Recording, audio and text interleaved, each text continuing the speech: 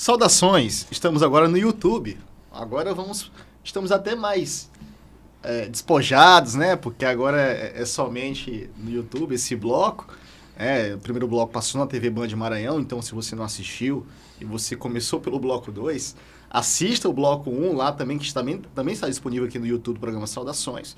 Nós iniciamos o debate, analisamos os aspectos penais do caso Tio Paulo, e agora vamos analisar os aspectos processuais desse caso que ganhou as repercussões aqui, a mídia, nas redes sociais, também na televisão.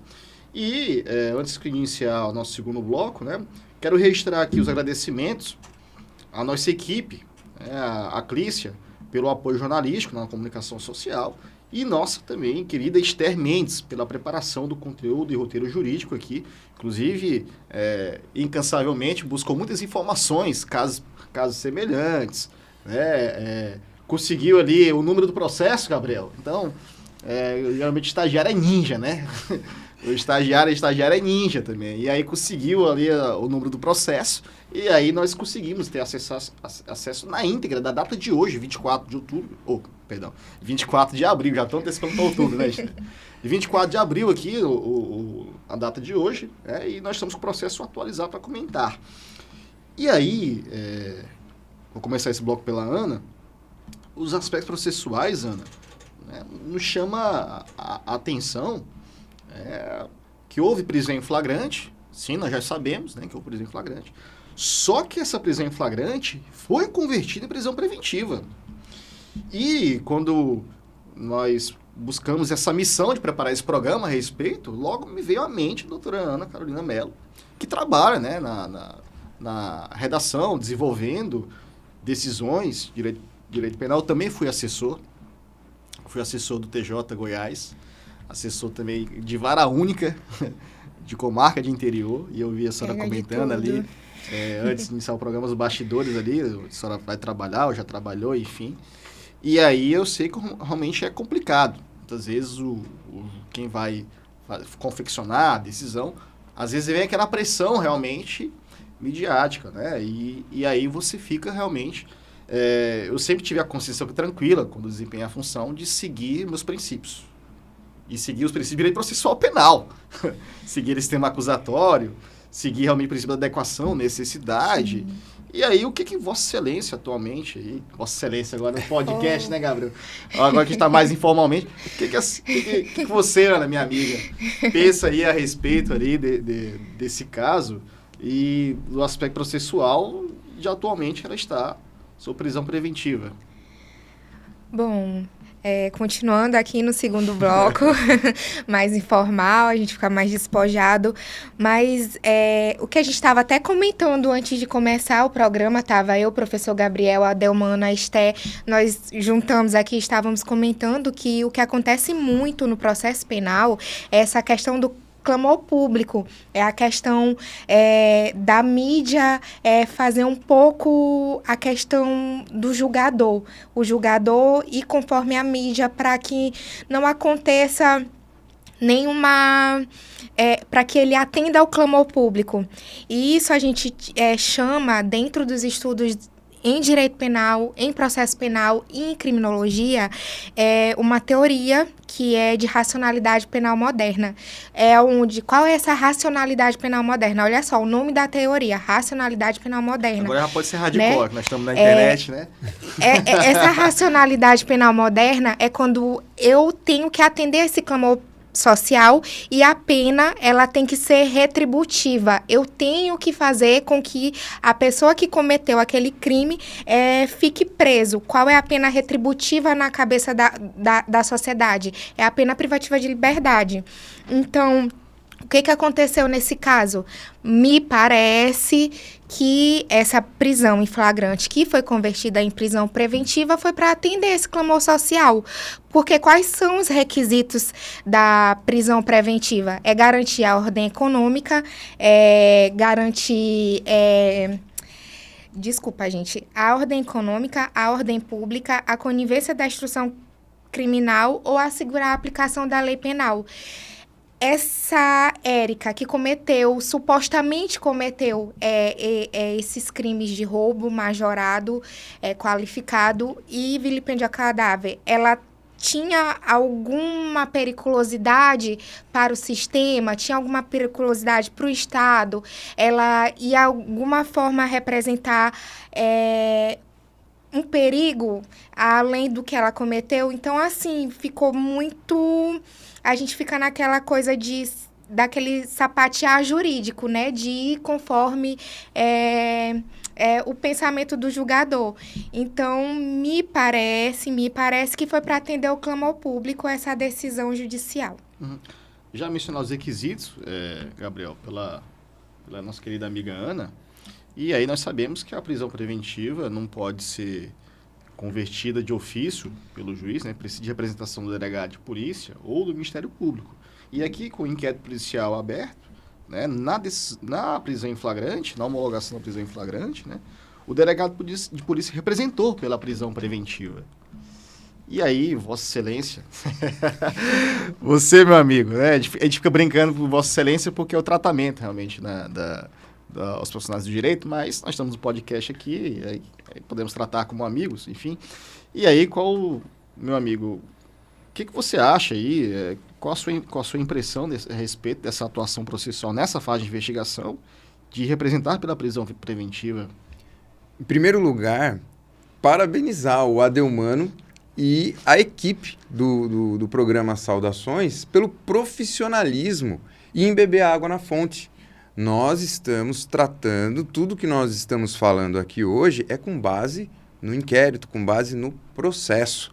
Então, aí já existe um grande divisor de águas, né? Que a gente não vai definitivamente rumar para o direito penal de boteco e nós vamos trabalhar aí com fatos que já foram apurados formalmente.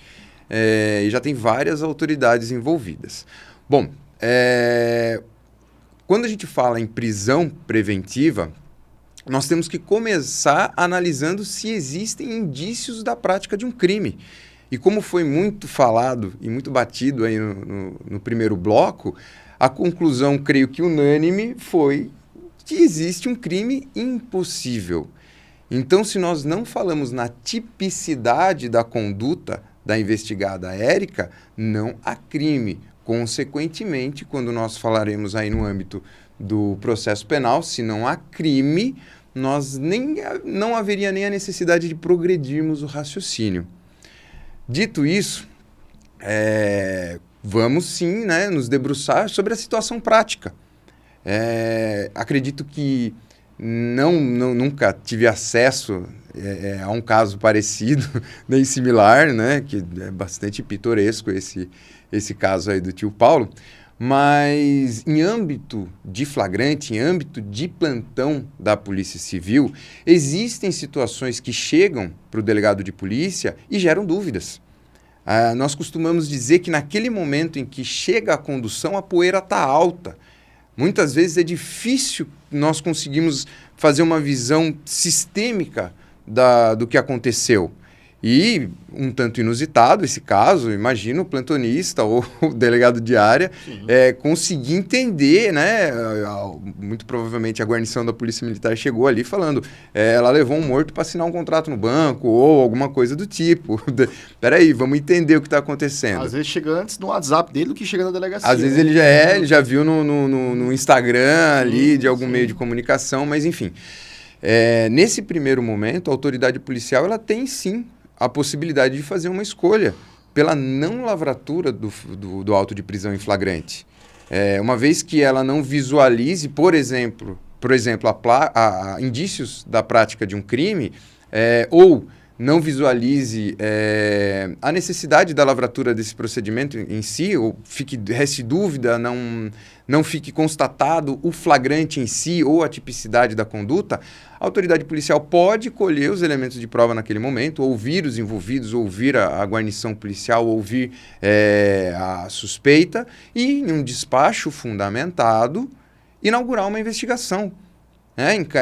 Por meio de portaria, inaugurar um inquérito. Sim. Então, é interessante já destacar que a própria autoridade policial do caso tinha essa possibilidade de deixar de lavrar o auto de prisão em flagrante para colher ali o que julgasse pertinente e encaminhasse para o, como acontece aqui no estado do Maranhão, né? Se for em sede de plantão, o plantonista vai encaminhar para o respectivo distrito que tenha a atribuição para investigar o caso. Porém, como eu disse no começo, nesse momento existe uma poeira muito alta ali dentro da delegacia em que é difícil visualizar o que de fato aconteceu.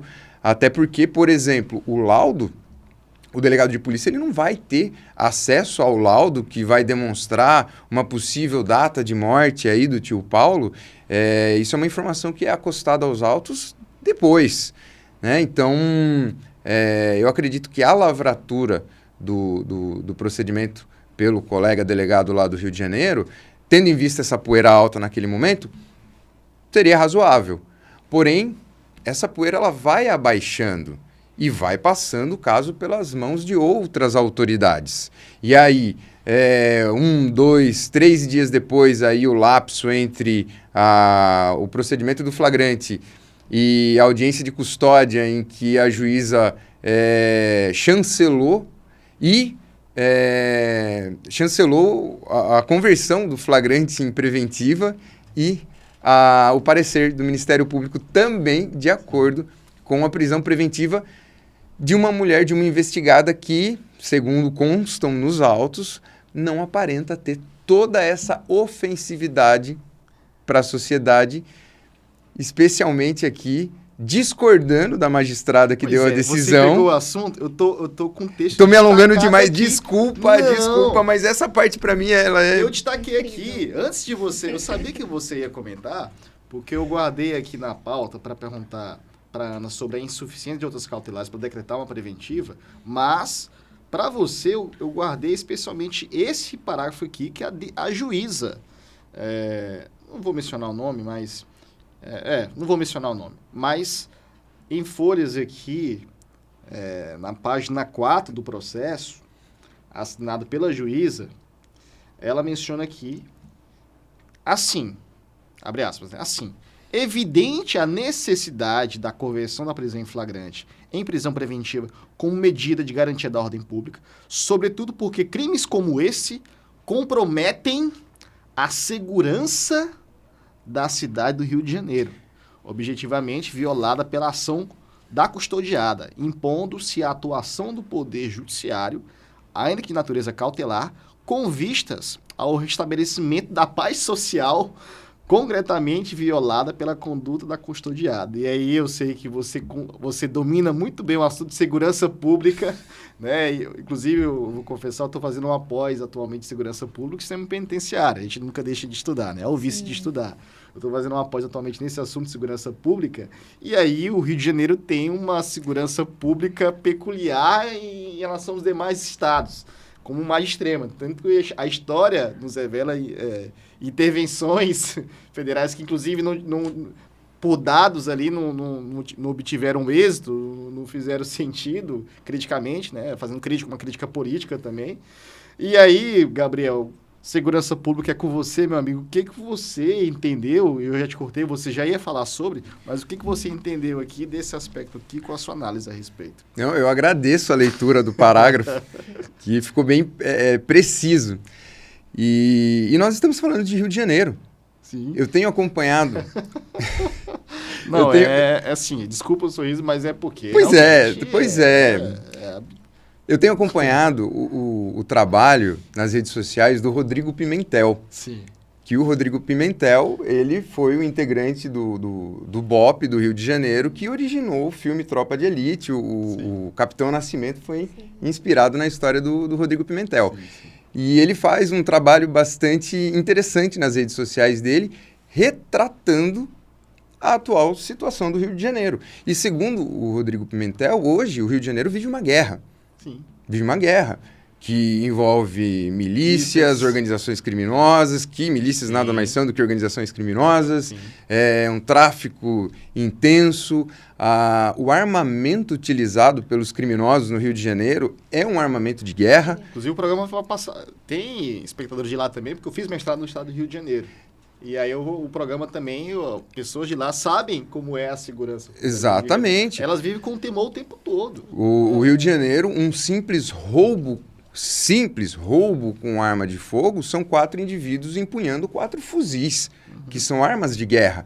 Então, o Rio de Janeiro hoje, ele aparenta viver uma realidade paralela do resto do país, né? Onde o poderio bélico é destacado, onde a organização das organizações criminosas é destacada, enfim, e quando uma juíza do Rio de Janeiro coloca em uma decisão uma frase dessa, é difícil a gente não rir. É difícil, com todo respeito à magistrada. Sim. Ela descolou da realidade regional em que ela trabalha. E me veio também uma curiosidade, com base aqui, lógico, guardadas as devidas proporções, no estado do Maranhão, é muito difícil nós nos depararmos, em primeiro lugar, com uma representação por prisão preventiva num caso de furto e, num segundo momento, pela manutenção da prisão de uma mulher que, segundo os autos, não tem antecedentes criminais e possui... Não tem ou ela tem? Não tem aqui. Né? Ela não tem antecedentes criminais e ela possui uma... O processo aqui hoje data de não ter antecedentes criminais. E ela possui uma filha portadora de necessidades especiais, isso, que também é interessante destacar, né? Agora, o que é a influência da mídia em cima do direito? Olha que situação pitoresca em que uma magistrada diz que uma senhora que levou... né? Não vou entrar no detalhe porque todo mundo já viu o vídeo, mas a magistrada, ela diz que essa senhora que levou o tio e tentou aplicar, vamos supor aqui na pior das hipóteses, que ela tivesse concluído o intento dela, né? Aplicou o golpe no banco, aplicou ali o estelionato, consumou. Ela falou que essa senhorinha de 42 anos, mãe de uma menina especial... A criança, inclusive, tem 15 anos, né? A gente não pode, obviamente, não vamos mencionar, né? De acordo com o ECA. Aí a criança tem 15 anos, nasceu em dezembro de 2009. Então, e ela tem necessidades especiais, tem um atestado médico juntado nos autos. Né? Você equiparar na realidade do Rio de Janeiro, na realidade de guerra que hoje vive o Rio de Janeiro, equiparar a conduta dessa senhora, né? Trazer e rotulá-la como né? Grave, crime, né? E oferece aí, enfim... Eu me perguntei se ela realmente mora no Rio de Janeiro, Gabriel. Porque... A magistrada muito descolado da realidade, muito descolado. Parece que será que ela é uma ameaça para a segurança pública do Rio de Janeiro? Parece que não conhece, né? As organizações criminosas. Parece que nem assistiu Tropa de Elite 2. 2, não. Dever de casa para a magistrada. Vamos assistir o Tropa de Elite que parece que é o filme atual até hoje, né? Grande Rodrigo Pimentel. Vamos assistir o Tropa de Elite para entender um pouco mais a realidade que ela está trabalhando, porque... Na moral, e gostaria até de saber, né, que aí é uma análise bem objetiva, né, se em outros casos, em crimes que não há a presença de violência, por exemplo, se a magistrada seguiu esse entendimento, né, e como que ela tem decidido nas audiências dela em relação à gravidade do crime, em relação à existência do crime, como será que ela decide? Volto a dizer, infelizmente, a mídia exerce um poder desastroso sobre os operadores de direito que não se atém aí à lei, que não se atém ao ordenamento jurídico brasileiro e acabam entrando nessa. E que vira motivo de piada mesmo, não tem o que fazer, não tem o que fazer. A tiazinha lá oferece perigo para a sociedade carioca. Aí é demais, e tá puxando uma cadeia. Eu vou pro Janeiro dia 2 de maio, já tô preocupado com a senhora Érica, pelo mal que ela pode causar, né? A segurança pública do estado do Rio de Janeiro. É impressionante, cara. Impressionante. Realmente, nós criticamos aqui de forma realmente sorrir para não chorar. Porque impressiona. Passa... E nós observamos aí, historicamente, Gabriel, uma série de erros judiciários, e aí prisões ilegais, enfim, aí casos... que realmente até compromete o trabalho da Polícia Civil do Estado do Rio de Janeiro, de outras polícias civis também, que compromete o Poder Judiciário, e até eu vou te chamar a atenção também, e aí como um advogado atualmente, eu tô achando também que, e aí não vou passar pano, né, o termo aqui em rede social, eu acho que a defesa tá lenta, inclusive. Sinceramente, porque eu acho que já era ter caso de plantão em habeas corpus no Tribunal de Justiça do Rio de Janeiro. Foi feita a audiência aqui de custódia e aí se fez uma revogação de prisão preventiva que ainda não tem opinião do Ministério Público, ainda não tem parecer do Ministério Público, e essa senhora se conta presa ainda. Eu estou na esperança ainda de ter defensores, ter advogados que possam prestar uma assistência, né, que possam sensibilizar com a causa ali e promover um habeas corpus em favor da senhora Érica, para que essa discussão chegue ao Tribunal de Justiça, porque o Tribunal de Justiça tem que ser provocado. E aí muitas vezes o pessoal vai criticar, aí Ana, passando para você, ou criticar o Poder Judiciário, mas o Poder Judiciário tem que ser provocado. Ele não pode tomar essa iniciativa. E aí tem que ser o defensor ali, que vai pleitear a liberdade da senhora Érica, buscar esse pedido. Por exemplo, na decisão, eu vi uma omissão sobre a discussão ali da insuficiência de outras cautelares. Se quer discutir o de outras cautelares ali, por exemplo, nem a mais grave delas, que é o monitoramento eletrônico, a popular tornozeleira, e para continuar a investigação. A questão também aqui da conversão em prisão domiciliar, um assunto aqui que o Gabriel já mencionou, que tem uma filha comprovadamente que necessita da assistência da mãe no amparo dela, enfim. E aí eu queria que a senhora analisasse também as suas impressões a respeito. Se me permite, só um último, desculpa interromper, mas nós temos que deixar claro também que, ainda que houvesse o crime, foi constatada a prática do crime. E ela vai responder, ela vai ser investigada, ela vai sofrer aí, vai ter contra ela uma ação penal. E é importante destacar que uma coisa independe da outra.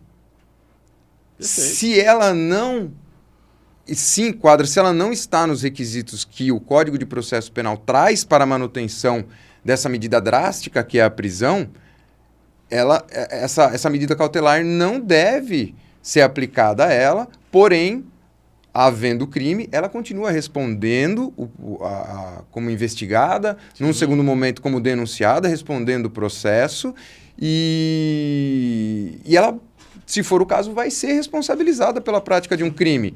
Mas é completamente independente da necessidade de prisão. A prisão ela tem os seus requisitos específicos que a professora pode falar com maestria. Eu sou como professor de concursos, para aquelas questões de concurso, Ana. Sim. Aquelas questões de exame de ordem que a gente coloca em sala de aula para os alunos fazerem, que é um caso de manifestação de prisão ilegal e ainda ela se perdura.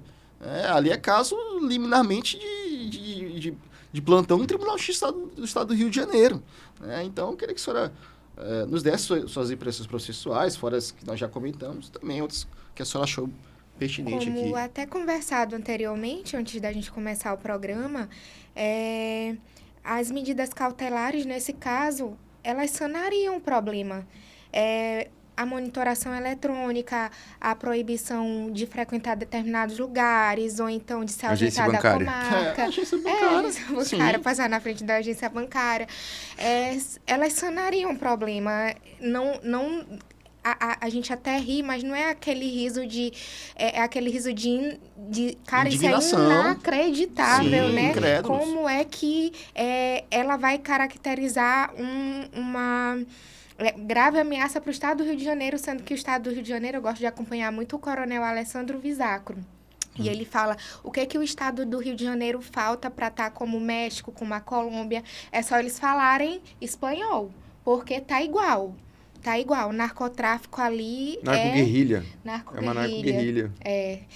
Tá gritante. Então, como é que uma pessoa dessa, primária, não estamos fazendo uma defesa dela, mas estamos analisando...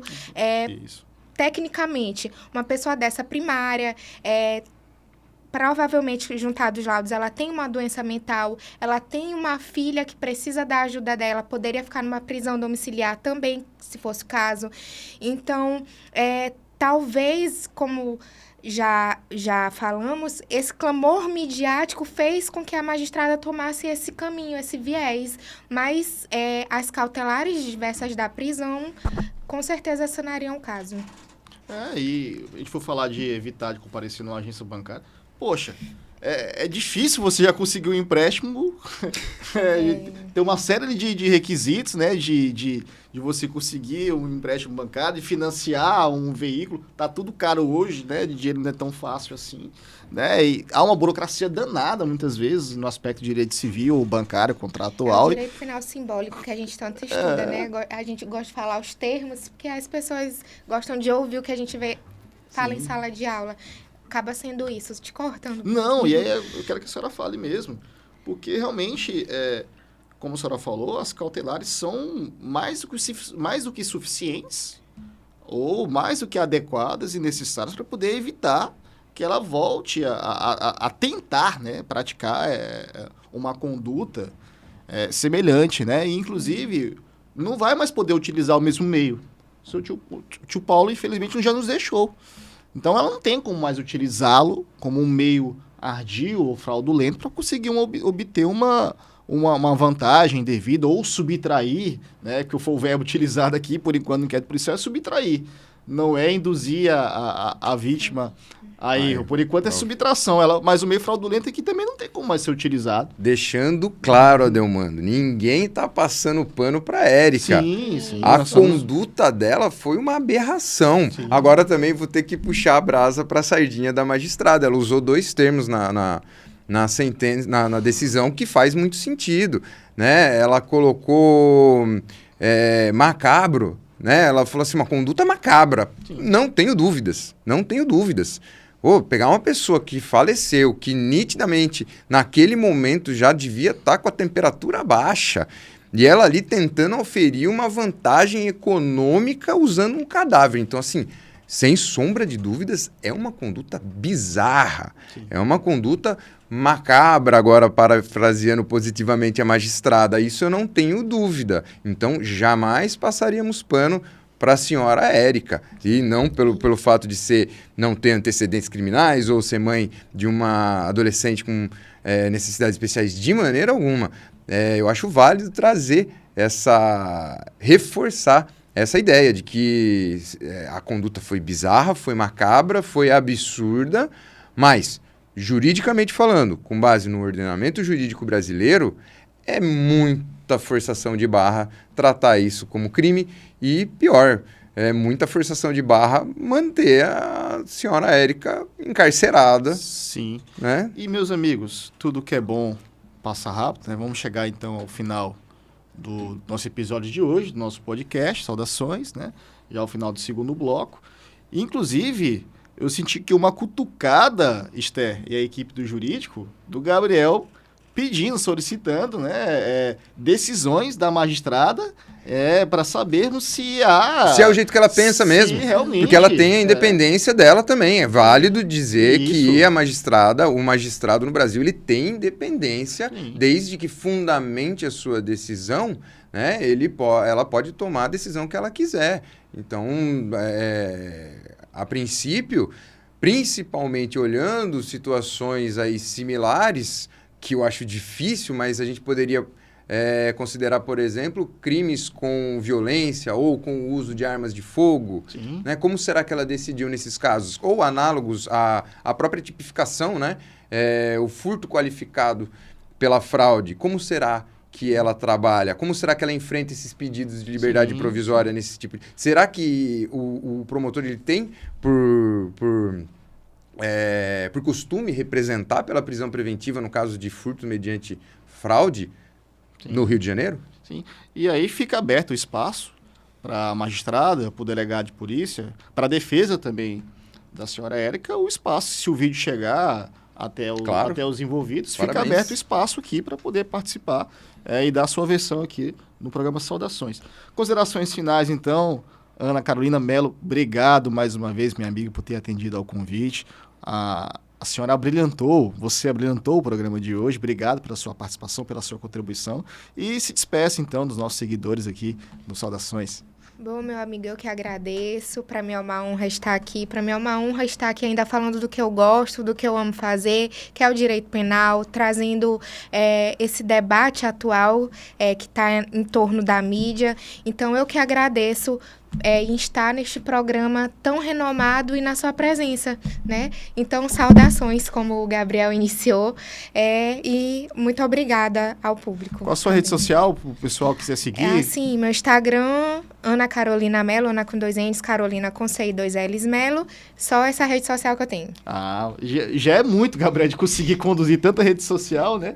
Então, Gabriel, obrigado mais uma vez, meu amigo, obrigado por sempre atender aos convites, obrigado por atender mais essa missão aqui hoje, inclusive a minha estreia como âncora aqui, como presidente da bancada de saudações aqui hoje, obrigado por atender o convite, foi uma honra fazer o programa com a Ana e com você na minha estreia hoje, e obrigado, né, faça as considerações finais, fale também dos seus projetos atualmente, de concursos públicos, deixe um recado aí para a galera que segue o Saudações. Friso, muito obrigado pelo convite. É excelente estar aqui participando e abordando um tema tão importante, que é exatamente o poder da mídia versus o jurídico, efetivamente. E é muito importante essa função que você trouxe para cá hoje, que é esclarecer, às vezes, para as pessoas que não têm um domínio jurídico, afinal de contas, vai ter esse domínio jurídico o operador de direito que tem a formação acadêmica. Então, levar para as pessoas aí por meio do canal na Band, por meio do canal no YouTube, essa informação formal, essa informação jurídica, com base em dados colhidos no inquérito e no processo. Parabéns, isso é maravilhoso e que isso possa se replicar cada vez mais, para que as pessoas tirem conclusões não com base no sensacionalismo midiático, e sim com base nas leis que regem o nosso país. Atualmente, nós conduzimos um projeto bastante interessante, que é a Comunidade Concurseiramente, que visa aí não só a aprovação em concurso público, mas também e principalmente a aprovação com saúde mental, com saúde física, a manutenção da individualidade daquele indivíduo. Ou seja, nada de fórmula genérica dizendo eu tenho o segredo do sucesso e não. Cada indivíduo deve ser analisado individualmente conforme as suas necessidades e as suas possibilidades, e aí existe um plano que vai abarcar o propósito da aprovação. Então essa é a ideia da Comunidade Concurseiramente, respeitar o indivíduo, respeitar a sua potencialidade e as suas limitações. Trabalhando com esse binômio, eu não tenho dúvidas que muita gente é capaz e vai ser aprovada e conquistar o sonho da aprovação no concurso público sem passar por um burnout, sem passar por transtornos de ansiedade, sem passar por compulsões, por insônia. Essa é a nossa ideia, essa é a nossa missão. Legal. Quais são as redes sociais para a gente seguir? Da principal, @concurseiramenteoficial. Maravilha. Segue lá, @concurseiramenteoficial, que tem bastante conteúdo legal lá. Eu já sigo e particularmente indico, muito legal o projeto Concurseiramente. Então, pessoal, obrigado mais uma vez. Espero que tenha um segundo episódio, né, com novos capítulos aí do caso do tio Paulo. Vamos encerrar então o nosso programa de hoje, agradecendo mais uma vez a nossa equipe jurídica aqui por ter conseguido levantar as informações processuais a respeito desse caso tão importante. Agradecer a Esther novamente, agradecer a Clícia pelo apoio jornalístico, agradecer o Ian pela produção aqui do espaço no nosso estúdio, a condução aqui dos trabalhos, e especialmente aos amigos Moreira Serra e Ted Anderson por terem concedido a oportunidade de minha estreia aqui no programa Saudações, conduzindo aqui a bancada, entrevistando nossos convidados. Agradecer mais uma vez de coração, meus amigos, pela oportunidade de ter essa experiência tão agradável e tão legal aqui no Saudações. Se mostrou um excelente âncora, diga-se de passagem, hein? Band, tá aqui, ó, tá à disposição, Band. Olha o âncora aqui. E eu vou encerrar então com uma reflexão de Rui Barbosa, que tem muito a ver com o nosso caso de hoje. Não se subtrair à defesa das causas impopulares e nem a das perigosas, quando justas. Obrigado por ter nos seguido até hoje, né? Aliás, Se você não seguiu ainda, inscreva no canal, deixe seu like, deixe seu comentário, é muito importante pra gente. Siga nas minhas redes sociais do programa Saudações lá no Instagram e demais redes sociais. E eu não posso encerrar de outra forma, meus amigos. Saudações. Saudações. Saudações.